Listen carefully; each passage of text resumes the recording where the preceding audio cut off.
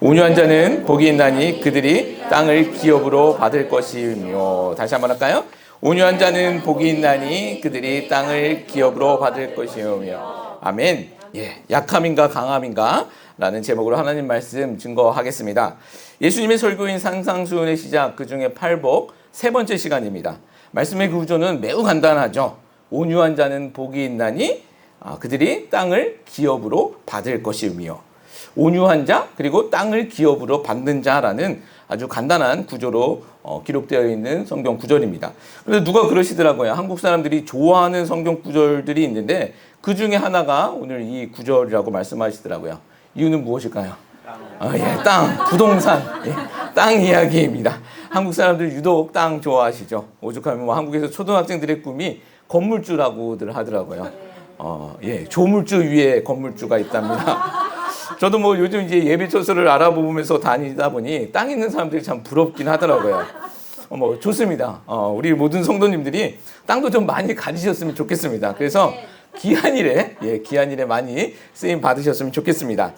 그러나 오늘은 그 땅을 말하는 것이 아니라 성경에서 또 성도에게 있어야 할 특성과 그런 성도에게 주어질 기업으로서 상속받을 땅에 대해 말씀을 같이 나누고자 합니다. 오늘도 선포되는 그 하나님의 말씀 가운데 우리 안에 내주하고 계시는 성령 하나님께서 깨닫게 해주시는 은혜가 가득하길 예수 그리스도의 이름으로 축복합니다. 아멘. 역사를 보면 땅을 크게 지배해 있었던 사람들이 있죠. 헬라 제국의 알렉산더, 그리고 로마의 시저, 그리고 몽골의 징기스칸, 프랑스의 나폴레옹, 독일의 히틀러 정도가 될 것 같습니다. 이렇게 땅을 지배해 있었던 사람들을 보면 그들은 굉장히 호전적이고 또 정치에 능한 사람들인 것을 보게 됩니다.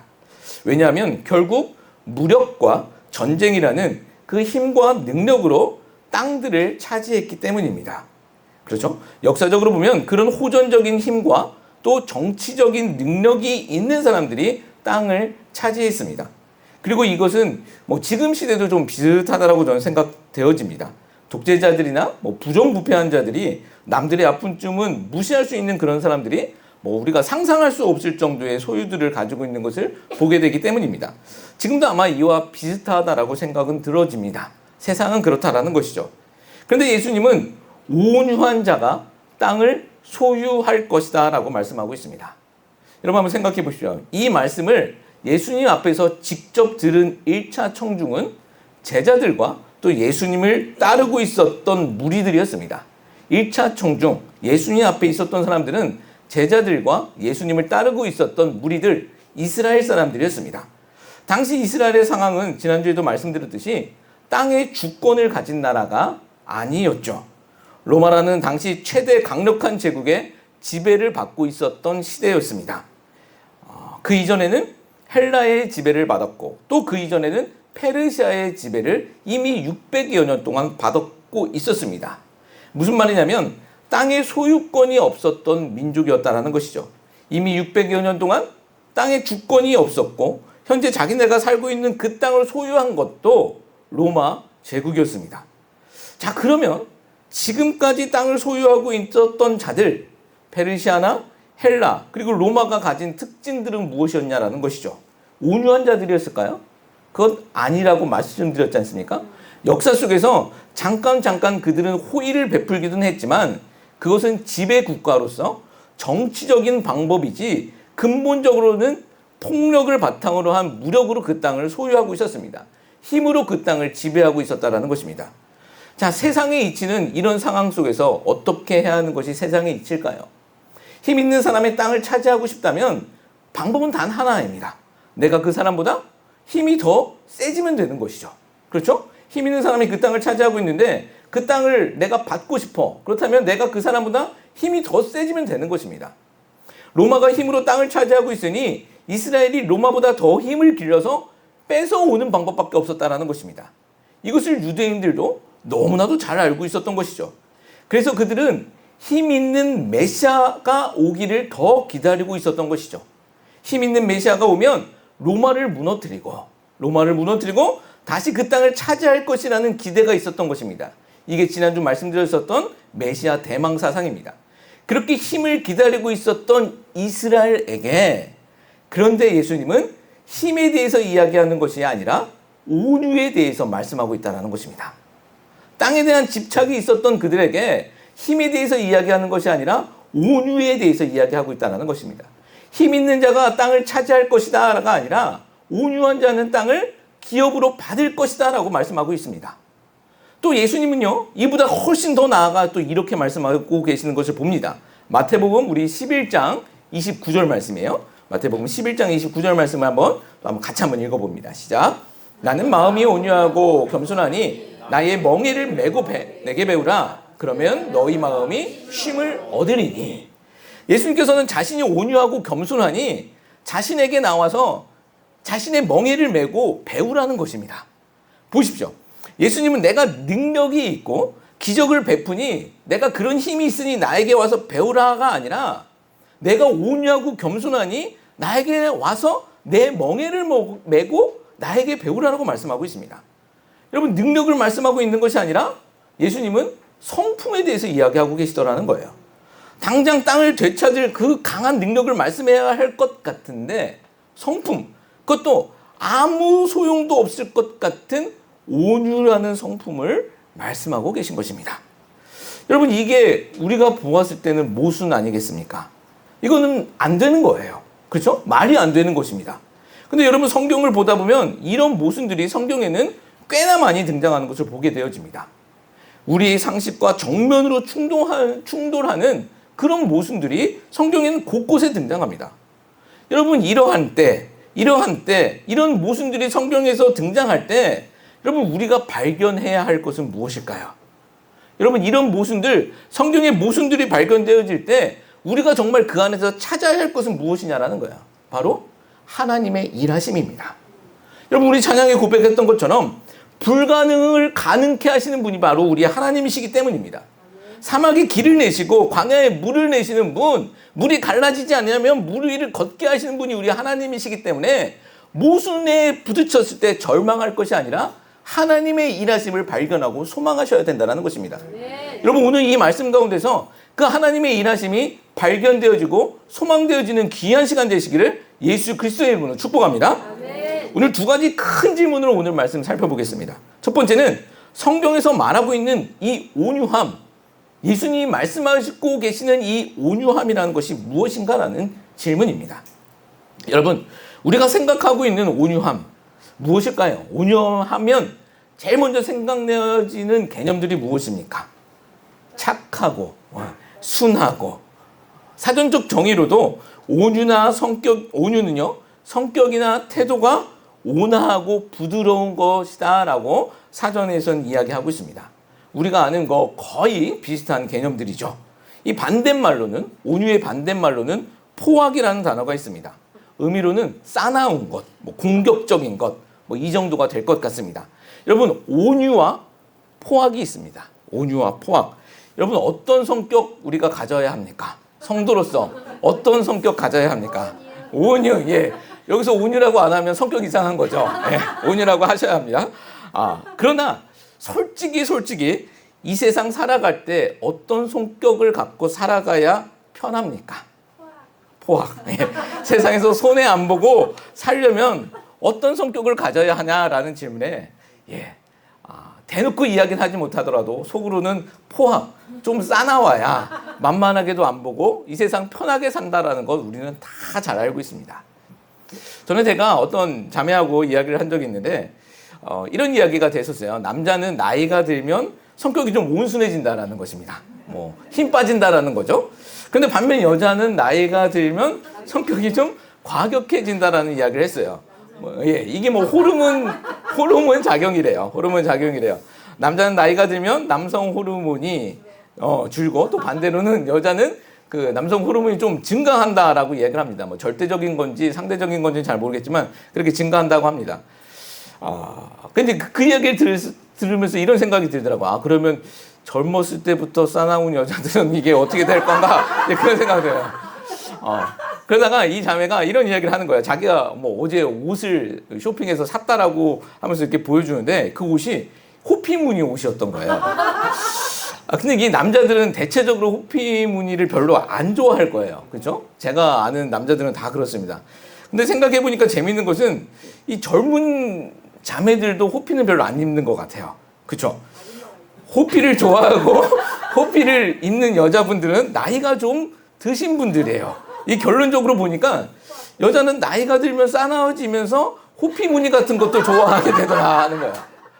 그래서 이제 저에게는 젊은 여자, 아닌 여자는 호피를 입냐 안 입냐로 이제 기준이 되어졌고, 또 그러면서 호피 무늬 입은 사람들을 굉장히 조심하는 버릇이 생겨졌어요. 물릴까봐, 핥힐까봐. 네, 그런 것들이 있습니다. 근데 이게 지금 다시 본문으로 돌아와서 세상은요, 온유하면 우리를 만만하게 봅니다. 근데 소리 좀 치고 성질 좀 내면 안 되는 것도 되게 해줍니다. 그렇죠? 즉, 손해 안 보려면 온유해서는 안 된다는 거예요. 아까 말했던 것처럼 호피 있고 어흥 좀 해야지 우리가 세상 손해 안 보고 좀 편하게 산다는 것입니다. 내 거 빼앗기지 않고 그렇게 살 수 있다는 거예요. 이게 세상 이치입니다. 근데 예수님은요, 온유하라고 말씀하고 계신 거예요. 온유하라고 말씀하십니다. 세상 이치라면 성도는 바보처럼 그럼 맨날 손해보고 살으라는 것인가? 예수님 말씀대로 우리는 그러면 맨날 손해보면서 살으라는 것인가? 그런 것은 아니에요.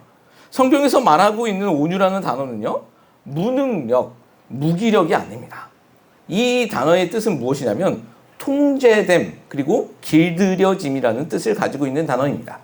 원어로 보면 프라우스라는 단어를 사용하고 있는데, 헬라어 원어로 프라우스라는 단어를 사용하고 있는데, 이 단어는 야생동물들이 가축으로의 길들여짐이라는 뜻을 가지고 있습니다. 야생동물들이 가축으로서의 길들여짐, 그 상황을 온유라는 단어로 설명한다는 것입니다.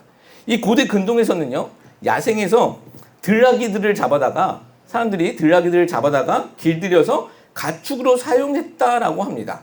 이때 가축이 되어가는 과정, 주인의 말에 순종하고 길들여져가는 과정을 온유라는 단어 속에 집어넣었다라고 합니다. 힘은 있지만 그 힘을 주인을 위해 사용할 때 온유해졌다라는 것입니다. 자기 힘을 통제할 수 있는 것, 그것이 온유라는 것이죠. 자기 마음이 아니라 자기의 마음대로 자기의 힘을 발휘하는 것이 아니라 주인의 뜻대로 움직이는 것, 이것이 온유라는 것입니다. 여러분, 이렇게 생각하면 온유라는 뜻이 훨씬 더 우리에게 선명해집니다. 단순히 무능력, 무기력, 힘없음이 아니라 힘이 있지만 힘을 써야 할 때 쓸 수 있는 그 통제력과 주인에게 길들여져 복종하는 상태가 온유하라는 것이죠. 그것이 온유라는 것입니다. 이것이 예수님이 말씀하신 온유의 뜻이라는 것입니다. 아까 마태복음 11장 말씀 보셨지 않습니까? 나는 마음이 온유하고 겸손하니 나의 멍에를 메고 내게 배우라. 그러면 너희 마음이 쉼을 얻으리니. 예수님이 뭐라고 말씀하고 계십니까? 내 멍에를 메고 배우라는 거예요. 내 멍에를 메고 배우라. 멍에가 무엇입니까? 가축들이 일할 때 사용하는 도구입니다. 소나 나귀, 이런 말이 밭 갈고 집 나를 때 등에 메고 몸에 묶는 것, 그게 멍에예요. 사람 거 아니잖아요. 이건 가축 겁니다. 근데 예수님은 자신을 가축으로 비유하고 계신 것입니다. 길들여지고 통제당하고 있는 가축으로 비유하신 것이죠. 여러분, 예수님이 누구에게 길들여지고 누구에게 복종하셨겠습니까? 하나님께 길들여져 복종한다라는 것이죠. 힘이 있지만 힘을 통제하여 나를 위해 쓰는 것이 아니라 주인을 위해, 주인 대신 하나님을 위해 사용하신다라는 거예요. 여러분, 생각해 보십시오. 예수님이 힘이 없어서 십자가 지셨습니까? 능력이 없어서 사람들에게 잡히셨습니까? 칼을 들고 대항했었던 베드로에게 하셨던 말씀은 내가 지금이라도 12군단 더 되는 천사들을 못 보내서 이러고 있는 줄 아느냐? 라고 말씀하셨습니다. 힘이 있는데 그 힘 안 쓰셨다는 거예요. 힘이 있는데 그 힘 안 쓰고 있다는 것입니다. 그러나 그 힘을 필요하실 때는 사용하시겠다는 것이죠. 힘이 없어서가 아니라 필요할 때 하나님을 위해 사용하시겠다는 것입니다. 이것이 온유다라는 것입니다. 그런 온유를 배우라라고 말씀하고 있습니다. 여러분, 전에는 내 힘, 내 능력 갖고 나를 위해 살아가고 있었던 우리가 이제는 하나님께 붙들려서 하나님을 주인으로 삼고 살아가는 그 과정이 바로 온유라는 과정이다라는 것이죠. 저는 정말 우리 교회가 이렇게 예수님이 말씀하신 온유한 교회가 되기를 예수 그리스도의 이름으로 축복합니다. 아멘. 우리 솔직히 성격 다 있지 않습니까? 그렇죠. 다 누가 그러시더라고요. 우리 한 분 한 분 보면 다 성격이 있어 보이신다고. 그렇죠. 우리가 LA 사는데 성격 없이 살 수 있습니까? 성격 다 있죠. 그래서 이거 나쁜 거 아니라고 저는 생각합니다. 이건 우리 장점입니다.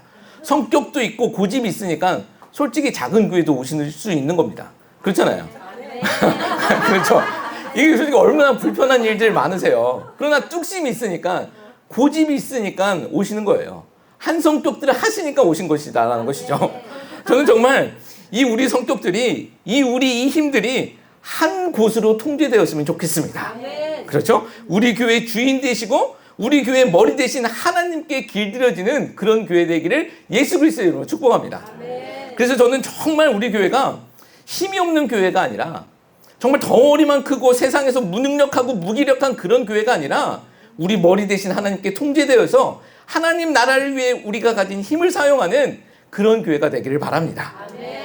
그렇게 우리 한 명 한 명이 성경이 말하는 온유한 성도들이 되셔서 하나님을 위하여 힘을 쓰는, 우리를 위해, 우리의 자존심을 위해 이제 힘을 쓰는 교회가 아닌 하나님 나라를 위하여 사용되어지는 온유한 우리 교회가 되기를 예수 그리스도의 이름으로 축복합니다.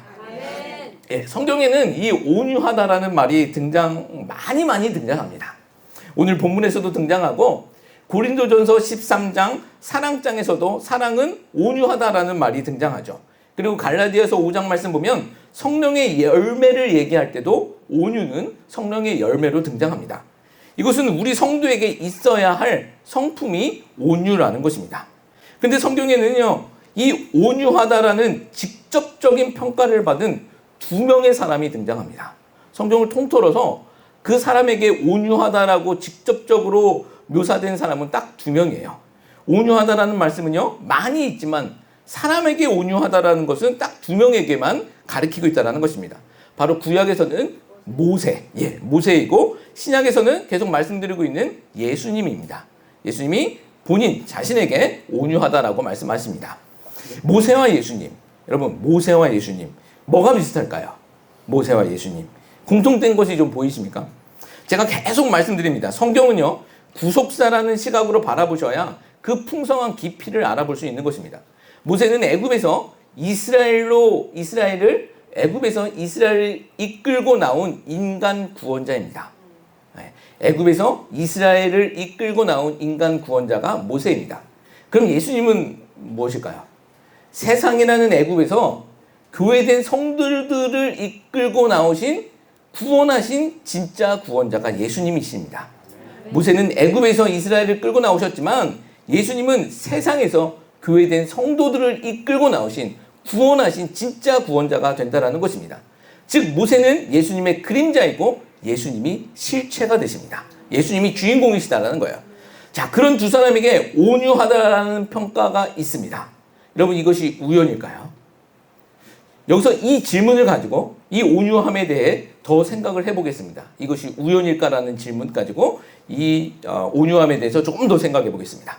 하나님은 민수기 12장에서 모세를 비방하고 있는 아론과 미리암을 향해서 이런 말씀을 하세요.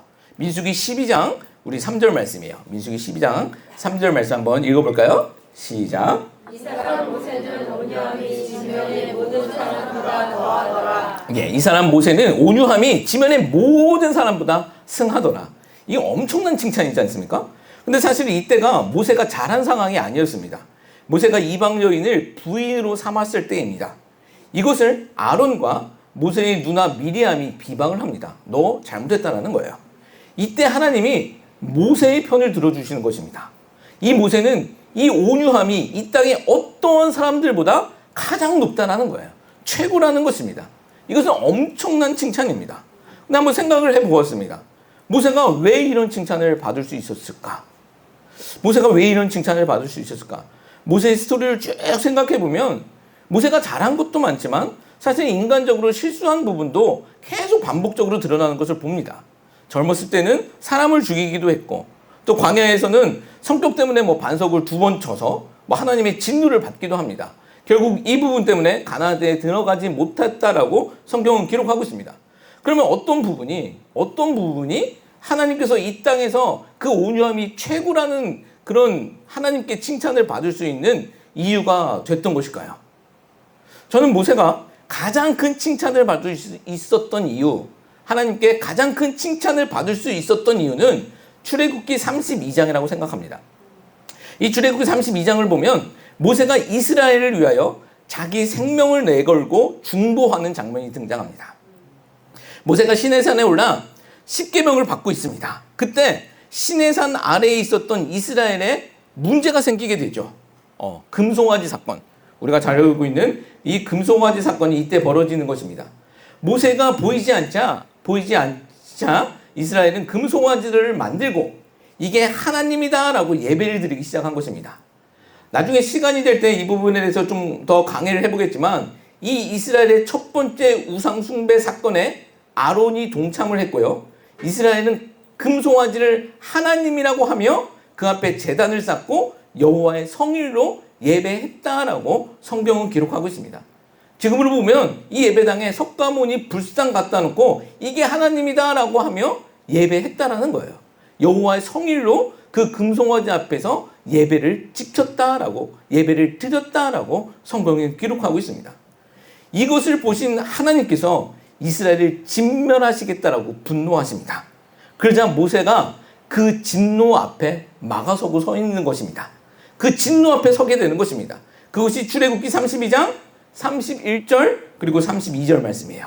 같이 한번 읽어봅니다. 시작. 모세가 여호와께 일어나다가 여자오되 스스로 소이다. 이 백성이 자기를 위하여 분신을 만들었사오니 큰 죄를 범하였나이다. 그러나 이제 그들의 죄를 사하여 주옵소서. 그렇지 않으시면 원하건대 주께서 기록하신 책에서 내 이름을 지워버려 주옵소서. 예, 지금 자기의 생명을 걸고 하나님의 진노를 막아서고 있는 것입니다.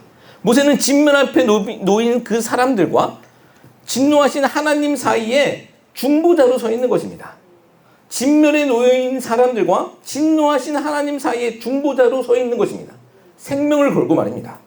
이 먼저 온유함에 대해 설명하면서 하나님을 향해 힘을 사용하는 것이라고 제가 말씀드렸잖아요. 여러분, 우리가 가지고 있는 가장 큰 힘이 있다면 여러분 그것은 무엇일까요? 우리가 가장 소중하고 가장 큰 힘이 있다면 그것은 우리 생명일 것이라고 생각되어집니다. 모세는 중보자로서요 그 생명을 사용하고 있는 것입니다. 자기의 생명을 사용하고 있는 거예요. 자, 그런데 모세는요 앞에서도 그림자라고 말씀드렸지 않습니까? 성경의 어떤 인물도 그 사람이 주인공이 될 수 없습니다. 아브라함, 다윗 뭐 이런 인물들 다 그림자에 불과합니다. 모세가 중보자로서 생명을 걸었지만 실제로 자기 생명을 바친다고 해도 다른 사람들을 살릴 수 있는 그것 아닙니다. 왜요? 그는 그림자이기 때문입니다. 주인공이 아니기 때문이죠. 그래서 못한다는 것입니다. 그러나 실체 대신 주인공 되신 예수님은 어떻게 하셨습니까? 맹렬히 진노하신 그 하나님의 진노를 자기 생명으로 예수님이 다 받아내신 것입니다. 죽어야 할 인간들과 진노하신 하나님 가운데서 참된 중보자, 진짜 구원자가 되셨다는 것입니다. 어디서 이 일이 벌어졌습니까? 예수님의 그 참된 중보자 사건은 어디서 일어났습니까?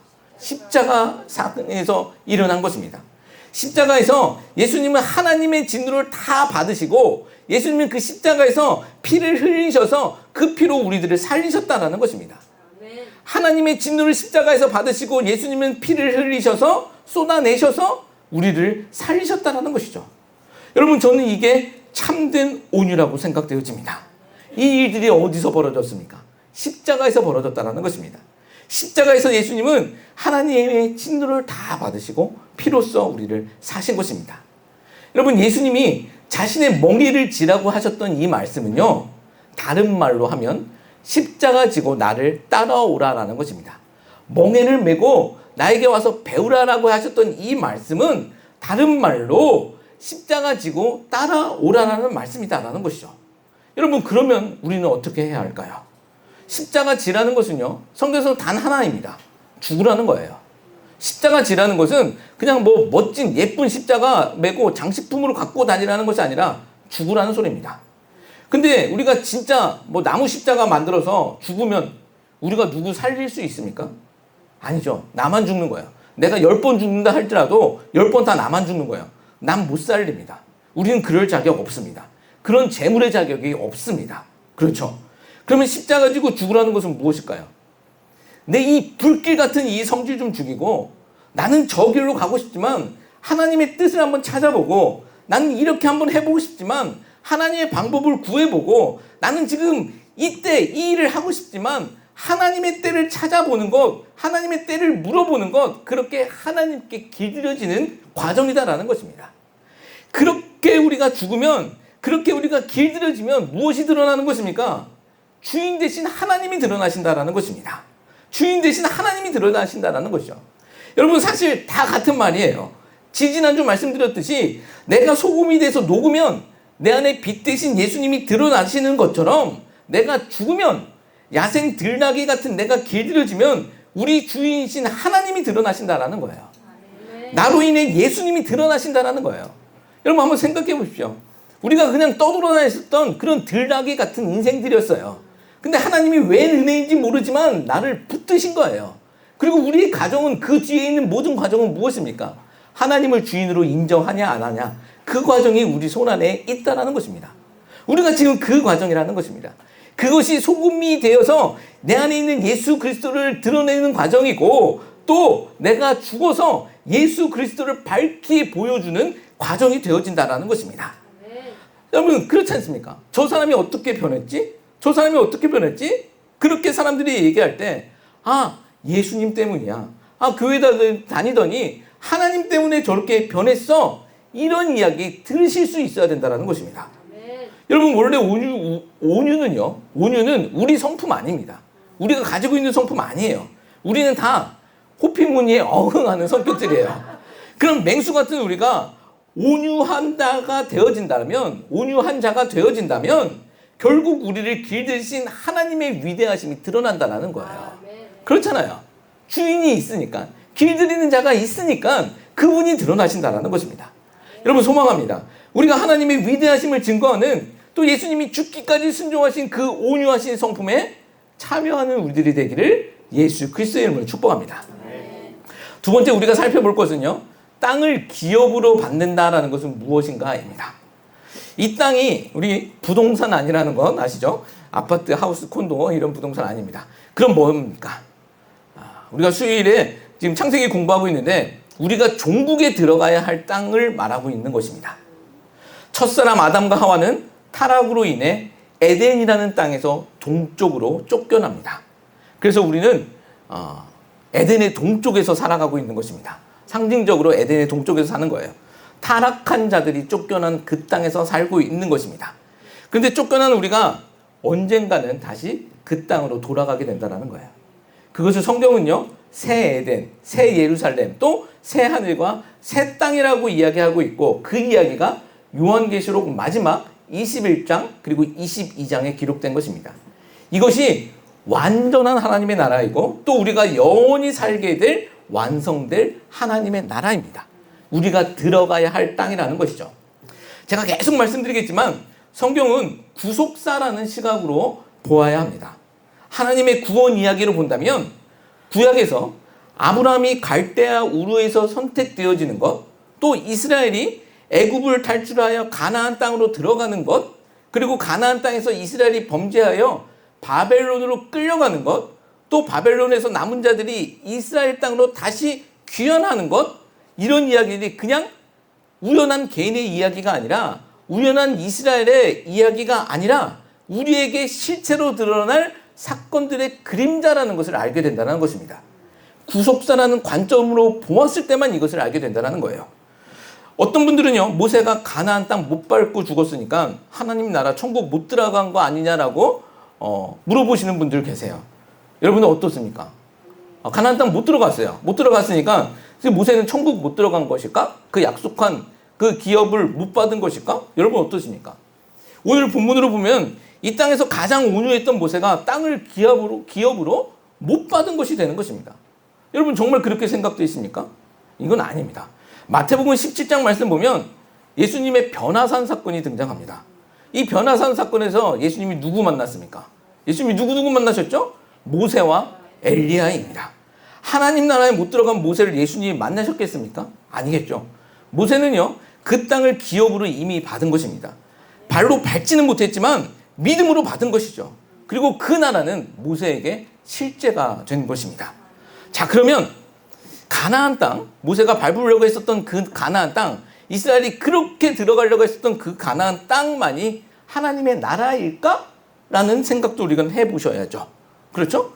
여러분, 그 가나안 땅만이 하나님 나라일까요? 아니죠. 그러면 우리는 미국에서 살지 말고 어떻게든 이스라엘 땅, 팔레스틴 땅 가서 살아야 합니다. 그거 아닙니다. 그럼 하나님의 나라는 어디일까요? 어디일까요? 예. 이 질문에 앞서서 이 본문은요, 온유한 자가 땅을 기업으로 받는다라고 말씀하고 있습니다. 땅이 하나님의 나라라는 것은 알겠는데 기업으로 받는다라는 것은 어떤 의미가 있을까요? 내 능력으로 살 수 있는 그 땅이 아니라는 거예요. 기업으로 받는다라는 것은 매수한다, 이런 게 아니라는 거예요. 원어로 보면요, 상속자가 된다라는 뜻을 갖고 있습니다. 기업으로 받는다라는 것은 상속자가 된다라는 뜻을 갖고 있습니다. 매수자나 거래자가 아니라 상속자가 될 때 받을 수 있다라는 거예요. 여러분, 우리가 어떻게 하나님 나라의 상속자가 될 수 있습니까? 이것은 하나님의 상속자가 되어야 된다는 소리인데 어떻게 우리가 하나님 나라의 상속자가 될 수 있습니까?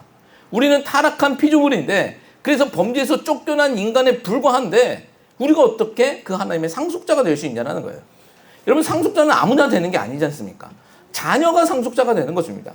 이 문제는요, 결국 우리가 어떻게 하나님의 자녀가 될 수 있느냐의 문제입니다.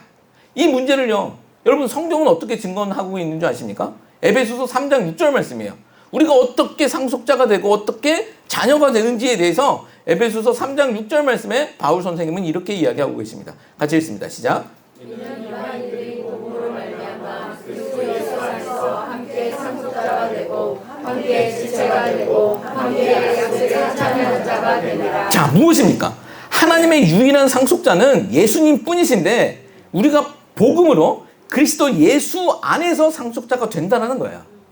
복음으로 예수 안에 있는 자들이 이제는 혈통으로 가나안 땅에 있는 자들이 아닌 복음으로 예수 안에 있는 자들이 예수님과 함께 상속자가 된다는 것입니다.